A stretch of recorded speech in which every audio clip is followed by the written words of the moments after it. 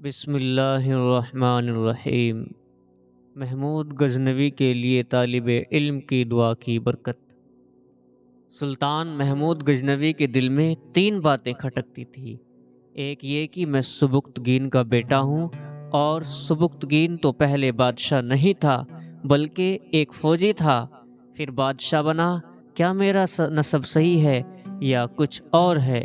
دوسری بات دل میں یہ کھٹکتی تھی کہ دین کے کئی شعبے ہیں، لیکن سب سے اچھا شعبہ کون سا تھا، یعنی امت میں سب سے اعلیٰ لوگ کون ہیں؟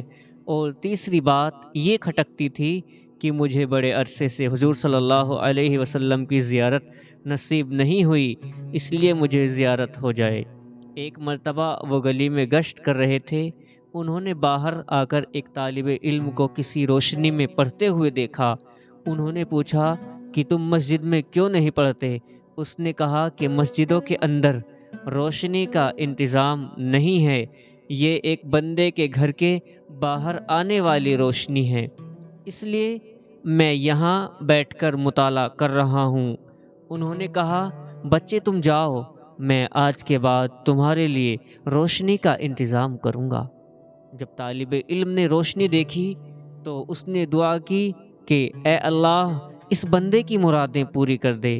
چنانچہ جب سلطان محمود غزنوی گھر آئے تو ان کو حضور صلی اللہ علیہ وسلم کی زیارت ہوئی، اور آپ صلی اللہ علیہ وسلم نے ارشاد فرمایا، اے سبکتگین کے بیٹے، تو نے میرے وارث کی عزت کی، اللہ تعالیٰ تجھے دنیا اور آخرت میں عزت عطا فرمائے۔ سبحان اللہ۔ اس طالب علم کی دعا کی برکت سے سلطان محمود غزنوی کی تینوں مرادیں پوری ہو گئی۔ ایک تو انہیں نبی اکرم صلی اللہ علیہ وسلم کی زیارت نصیب ہو گئی، دوسری بات جو ان کے دل میں اپنے نسب کے بارے میں الجھن کی تھی وہ ختم ہو گئی، تیسری بات یہ کہ ان کو پتہ چل گیا کہ علماء اکرام ہی حضور صلی اللہ علیہ وسلم کے وارث ہیں، اور یہی لوگ دوسروں سے افضل ہیں۔ فتح نامہ محمود خلیفہ بغداد کی خدمت میں سلطان محمود نے 410 ہجری میں ایک فتح نامہ، جس میں اس کی تمام ہندوستانی فتوحات کی تفصیل درج تھی، خلیفہ بغداد کی خدمت میں ارسال کیا۔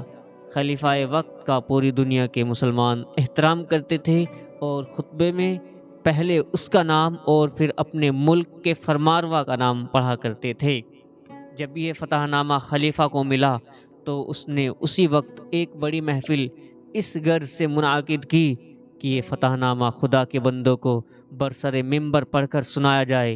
لوگوں نے جب اس فتح نامے کو سنا تو بے اختیار خداوند تعالیٰ کا شکر ادا کیا، اور رکن ظلمت کی تباہی کا تارازی پر مسرت کا اظہار کیا۔ نیز سلطان محمود کی جرأت اور ہمت پر آفری کی اور خدا سے دعا کی کہ آئندہ بھی اس کو فتح و کامرانی نصیب ہو۔ مورخین ذکر کرتے ہیں کہ جس دن یہ محفل منعقد ہوئی اس دن بغداد کا ہر فرد انتہائی خوش تھا، اور ایسا معلوم ہوتا تھا کہ آج کا دن بھی گویا عید کا دن ہے۔ تمام لوگوں پر یہ حقیقت واضح ہو گئی تھی کہ عرب، عجم، روم اور شام میں جو کارنامے صحابہ اکرام نے سر انجام دیے، ویسے ہی ہندوستان میں سلطان محمود کی ذات سے ظہور میں آئے، جن کی وجہ سے محمود نے دین و دنیا کی سعادت حاصل کی۔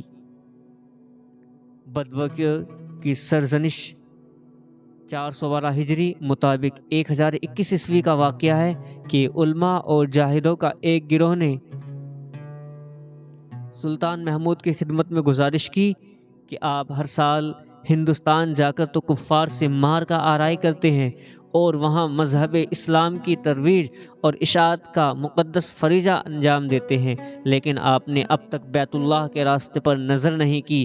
ایک مدت سے کعبہ کا راستہ بدویوں اور کرمتیوں کی راہزنی کی وجہ سے بند پڑا ہوا ہے، اور لوٹ مار کی وجہ سے مسلمان حج کے ثواب سے محروم ہیں۔ ظاہر ہے کہ خلافت عباسی میں اب اتنی قوت نہیں رہی کہ وہ اس مقدس راستے کو راہزنوں سے پاک و صاف کرے، لہٰذا یہ ضروری ہے کہ آپ اس سلسلے میں کوئی اقدام فرمائیں۔ سلطان محمود نے اس التجا کو قبول اور اپنی سلطنت کے قاضی القضات چیف جسٹس ابو محمد ناصحی کو حاجیوں کے ایک قافلے کا امیر مقرر کیا اور بدویوں کو لوٹ مار سے باز رکھنے کے لیے 30,000 اشرفیاں ابو محمد ناصحی کے سپرد کی اور قافلے کو مکہ مکرمہ کی جانب روانہ کیا۔ کچھ دنوں کے بعد یہ قافلہ مختلف منزلیں طے کرتا ہوا ایک جنگل میں پہنچا جہاں بدو لوٹ مار کرتے تھے۔ بدویوں نے حسب معمول اس قافلے کو لوٹنا چاہا تو ان کا تیروں سے مقابلہ کیا گیا، جس کے نتیجے میں بدویوں کا سردار زخمی ہو گیا۔ بدوی اپنے سردار کو لے کر بھاگ گئے۔ اس مہم سے کچھ مدت کے لیے حاجیوں کو راحت ملی اور راستہ پرامن ہو گیا۔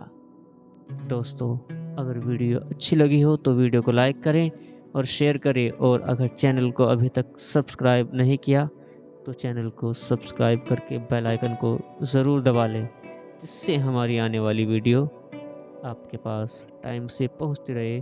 دوستو، پھر ملیں گے ایک نئی ویڈیو میں، تب تک کے لیے السلام علیکم۔